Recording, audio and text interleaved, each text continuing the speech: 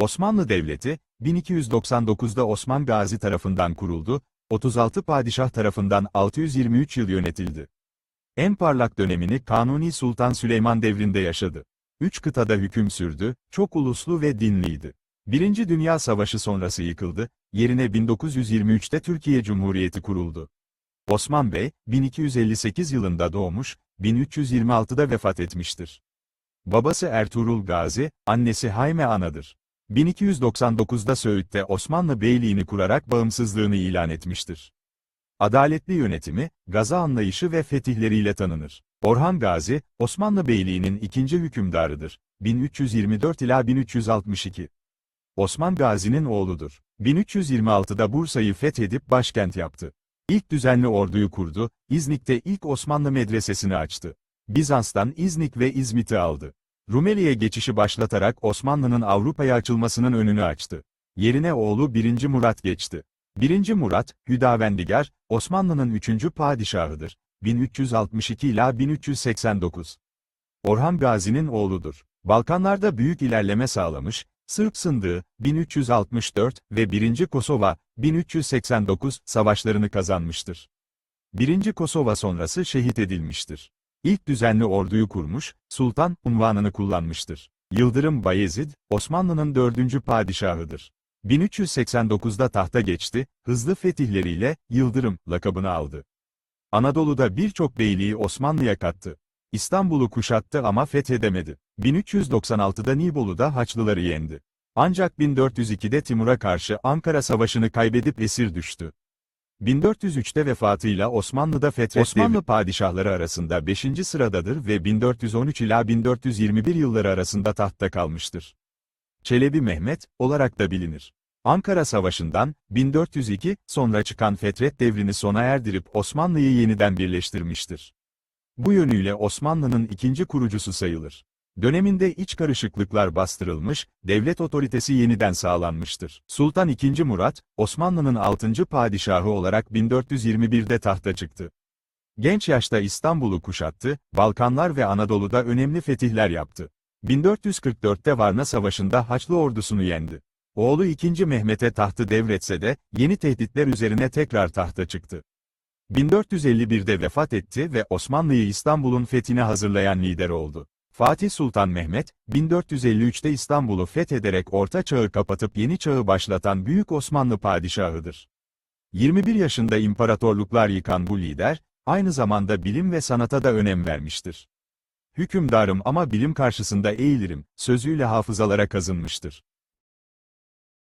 Sultan II. Bayezid, 1481 yılında Osmanlı tahtına geçti. Barışçıl bir hükümdardı, ilim, sanat ve mimariye önem verdi. İstanbul'u geliştirdi, birçok cami ve külliye yaptırdı. Kardeşi Cem Sultan'la olan taht mücadelesiyle tanınır. 1512'de oğlu Yavuz Sultan Selim lehine tahttan feragat etti. Yavuz Sultan Selim, Osmanlı'nın 9. padişahıdır. 1514'te Safevileri, 1516 ila 1517'de Memlükleri yenmiş, Doğu Anadolu, Mısır ve Hicaz'ı Osmanlı topraklarına katmıştır. Halifeliği Osmanlılara geçirmiş, kısa sürede büyük fetihler yapmıştır. Kanuni Sultan Süleyman, Osmanlı İmparatorluğu'nun en uzun süre tahtta kalan padişahıdır.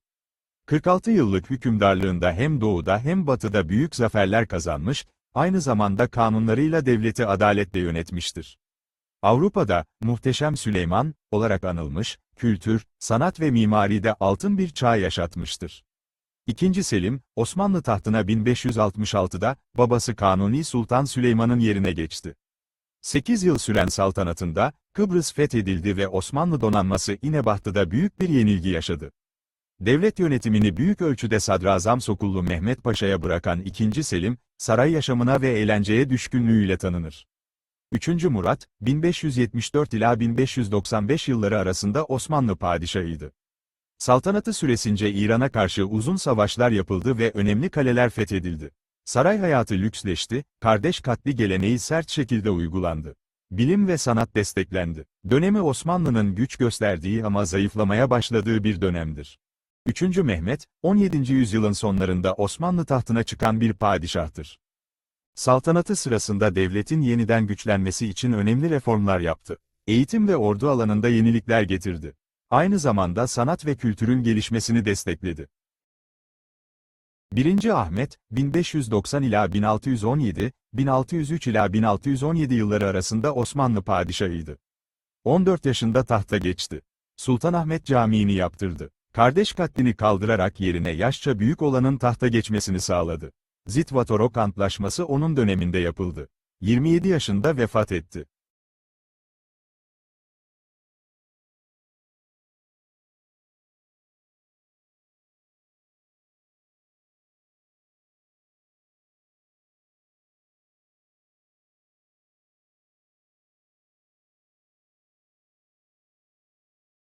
Sultan II. Osman, nam-ı diğer Genç Osman, 1618 yılında tahta geçti.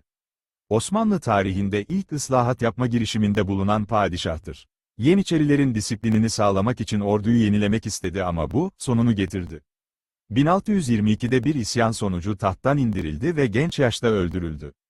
Sultan IV. Murat, 1623'te tahta geçtiğinde henüz 11 yaşındaydı.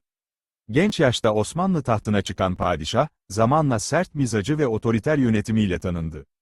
İçki ve tütün yasağıyla bilinen 4. Murat, disiplin sağlamak için sert önlemler aldı. Aynı zamanda Bağdat Seferiyle büyük bir zafer kazandı ve devlet otoritesini yeniden kurdu. Sultan I. İbrahim, 1640 yılında Osmanlı tahtına geçti. Zihinsel sağlığı tartışmalı olsa da dönemi, iç karışıklıklar ve saray entrikalarıyla anılır. Deli İbrahim olarak da bilinen padişah, 8 yıl süren hükümdarlığının ardından 1648'de tahttan indirildi ve öldürüldü. 39 yıllık saltanatıyla en uzun süre hüküm süren padişahlardandır. Girit'in fethi ve Köprülüler dönemiyle Osmanlı gücünü yeniden toplarken, 1683'teki 2. Viyana kuşatmasının başarısızlığı onu tahttan indiren süreci başlattı. 1693'te Edirne'de vefat etti. Sultan II. Süleyman, 1687 yılında Osmanlı tahtına geçti. Ağabeyi 4. Mehmed'in ardından gelen Süleyman, 4 yıl süren saltanatında devletin zor dönemlerinde hüküm sürdü. Genellikle iç karışıklıklar ve Avusturya savaşlarıyla anılan bu dönemde, sadrazamların etkisi büyüktü. 1691'de vefat etti ve yerine 2. Ahmet geçti. Sultan II. Ahmet, 1691 yılında Osmanlı tahtına çıkmıştır. Kısa süren saltanatı boyunca Avusturya ile savaşlar sürmüş, özellikle Salankam'ın muharebesinde Osmanlı ordusu ağır kayıplar vermiştir. Dindar ve sanatsever bir padişahtı. 1695'te vefat etti. Tahta 1695 yılında çıkan Sultan II. Mustafa Han, cesareti ve sefere çıkma kararlılığıyla tanınmıştır. Avusturya üzerine düzenlediği seferlerde ordusunun başında bizzat bulunmuş, klasik Osmanlı cihan hakimiyeti anlayışını sürdürmeye çalışmıştır. Saltanatı, reform arayışları ve iç karışıklıklarla şekillenmiş, 1703 Edirne vakasıyla sona ermiştir.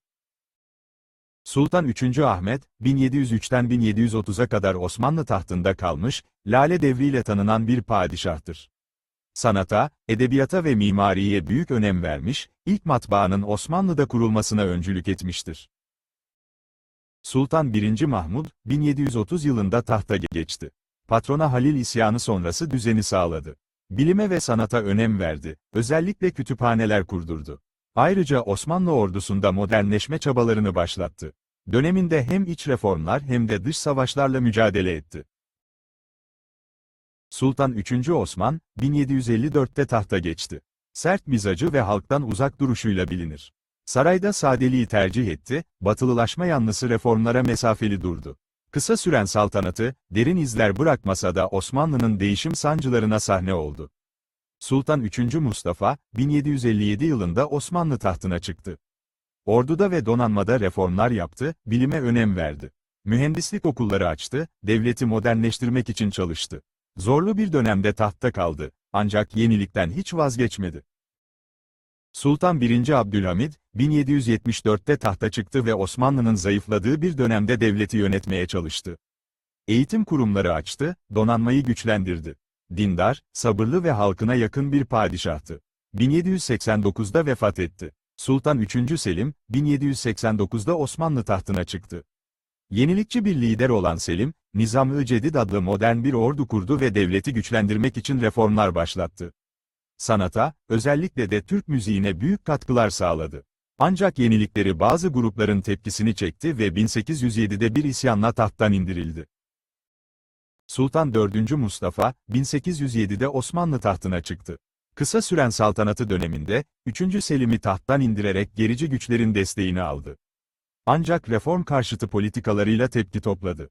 1808'de Alemdar Mustafa Paşa tarafından tahttan indirildi ve aynı yıl öldürüldü. Sultan II. Mahmud, 1808'de tahta çıktı ve devleti modernleştirmek için köklü reformlar yaptı.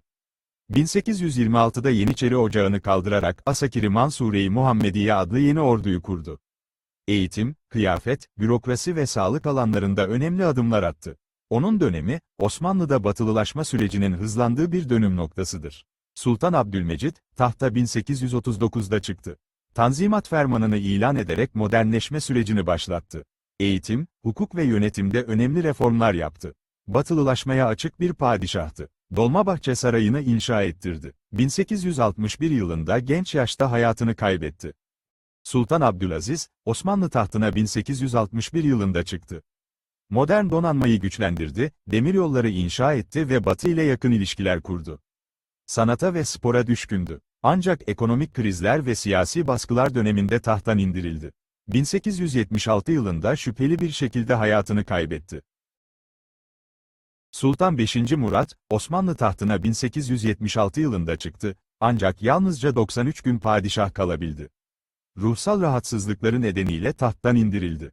Sanata ve özellikle müziğe büyük ilgi duyan bir hükümdardı. Kısa saltanatı, Osmanlı tarihinde en kısa süreli padişahlıklardan biri olarak bilinir. Osmanlı İmparatorluğu'nun son güçlü padişahı Sultan II. Abdülhamid Han, zekası ve ileri görüşlülüğüyle bilinir. Modernleşme çalışmaları yapmış, demiryolları ve okullar inşa ettirmiştir. Usta bir siyasetçi olarak devleti yıllarca ayakta tutmuştur. Sultan 5. Mehmet Reşat, Osmanlı İmparatorluğu'nun 35. padişahıdır. 1909'dan 1918'e kadar tahtta kalmış, 1. Dünya Savaşı'na Osmanlı'nın girmesine tanıklık etmiştir. Barışçıl kişiliğiyle bilinen Sultan Reşat, zor bir dönemde devletini ayakta tutmaya çalışmıştır. Sultan 6. Mehmet Vahdettin, Osmanlı İmparatorluğu'nun son padişahıdır. 1918'de tahta çıktı, zorlu bir dönemde imparatorluğu yönetmeye çalıştı. Mondros mütarekesi ve işgaller döneminde İstanbul'da kaldı. 1922'de hilafetin kaldırılmasıyla sürgüne gönderildi ve 1926'da vefat etti. Osmanlı'nın kapanışındaki önemli isimdir.